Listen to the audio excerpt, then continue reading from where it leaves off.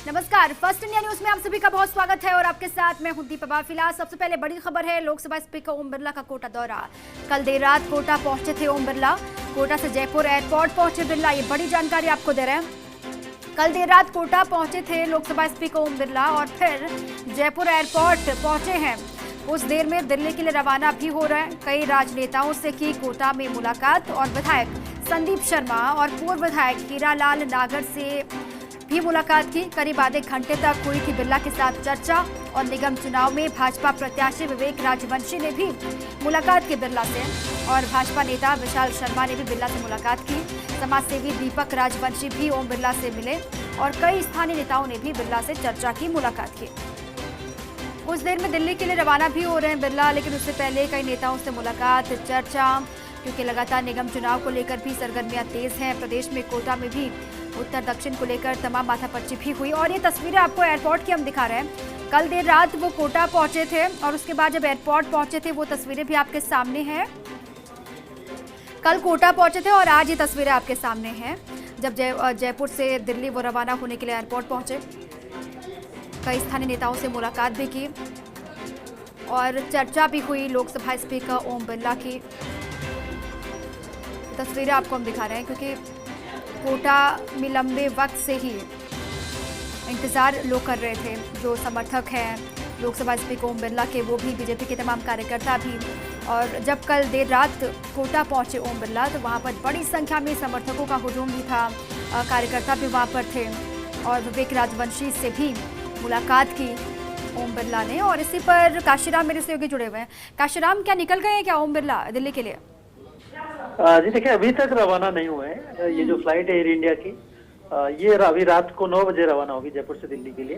Air India की flight है 9644, जो कि 72 सीटर विमान है, छोटा विमान है। कल शाम भी इसी फ्लाइट से, कल हालांकि दूसरी फ्लाइट से आए थे ओम बिरला, रात को इंडिगो की फ्लाइट थी जो कि जिससे जयपुर पहुंचे थे और आज अब वो वापस दिल्ली के लिए लौट रहे हैं। और उनका एक दिन का बड़ा ही संक्षिप्त दौरा रहा है।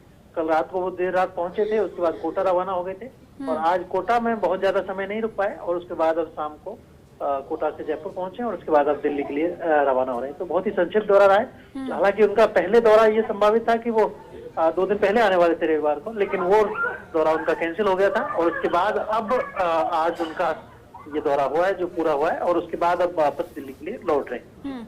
काशी, लेकिन निगम चुनाव को लेकर कितना महत्वपूर्ण रहा लोकसभा स्पीकर ओम बिरला का ये दौरा कोटा का लंबे वक्त के बाद?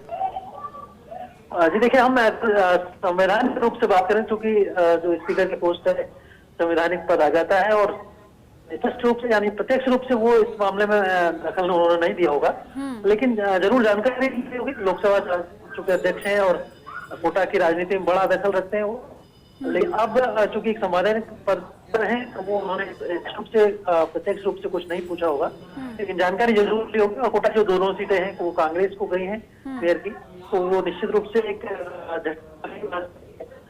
इस बारे में जरूर उन्होंने जानकारी ली होगी, लेकिन अब क्या रहा है ये थोड़ा सा देखने वाली बात होगी। लेकिन काशी, पहले से जैसे कि आपने भी कहा कि दोनों ही जो निगम है वहां पर मेयर कांग्रेस का बन गया है, जिसके बाद थोड़ी सी निराशा जरूर है बीजेपी के कार्यकर्ताओं में। लेकिन अगर वहां पर दक्षिण में कोटा दक्षिण जहाँ को लेकर पेच फंसा हुआ था, वहां पर अगर मेयर बीजेपी का बनता तो कोटा की जो स्थिति थी या फिर जो समर्थकों में उत्साह था वो ज्यादा देखने को मिलता। हालांकि वो कहीं ना कहीं कमी दिखाई दी जब वहां से भी रवाना हो रहे थे ओम बिरला कोटा से। जी निश्चित रूप से देखिए, ओम बिरला का बड़ा नाम रहा है कोटा के लिए और बड़े दिग्गज के तौर पर जाने जाते हैं वो। और जिस तरह से आज देखा गया कि कोटा दक्षिण में केवल 2 सीटों का अंतर रहा है और 39 सीटें रही बीजेपी की और कांग्रेस की रही 41 सीटें, यानी कि बहुत कम अंतर रहा था। और अगर कांटे की टक्कर ये अगर भाजपा के लिए परिवर्तित होती तो बहुत ही अच्छा रहता और ये खुशी की बात होती भाजपा कार्यकर्ताओं में और बकायदा 3-3 मेयर बन सकते थे, लेकिन इसके विपरीत हुआ और कोटा की जो दोनों सीटें हैं मेयर की वो आज कांग्रेस के खाते में चली गई। तो निश्चित रूप से एक झटका तो है ही भाजपा के लिए। और लोकसभा अध्यक्ष ओम बिरला चूंकि अब राजनीति में सीधे तौर पर दखल नहीं रखते भाजपा से, तो इस वजह से इसे उनके जोड़ना एक ठीक बात नहीं होगी।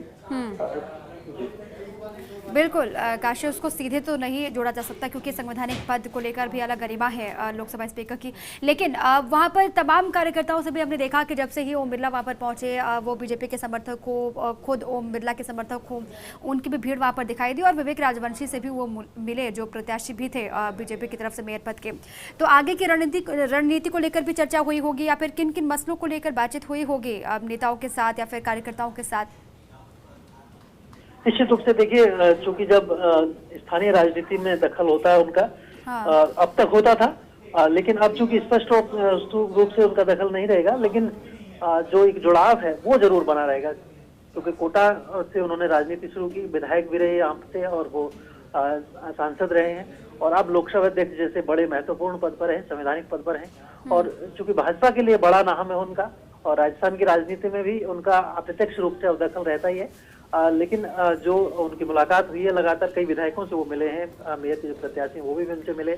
उसके बाद एयरपोर्ट पर भी काशी, क्योंकि आज मेयर पद के लिए भी जो तस्वीर थी वो साफ हुई, इसलिए भी लगातार बार बार जिक्र हम निगम चुनाव को लेकर ही कर रहे हैं। बहुत शुक्रिया आपका तमाम जानकारियों के लिए। हालांकि कल कोटा पहुंचे थे और आज जयपुर से दिल्ली के लिए रवाना भी हो रहे हैं लोकसभा स्पीकर ओम बिरला। थोड़ी देर के बाद वो दिल्ली के लिए रवाना हो जाएंगे, लेकिन फिलहाल अभी जयपुर एयरपोर्ट पर मौजूद हैं लोकसभा स्पीकर ओम बिरला।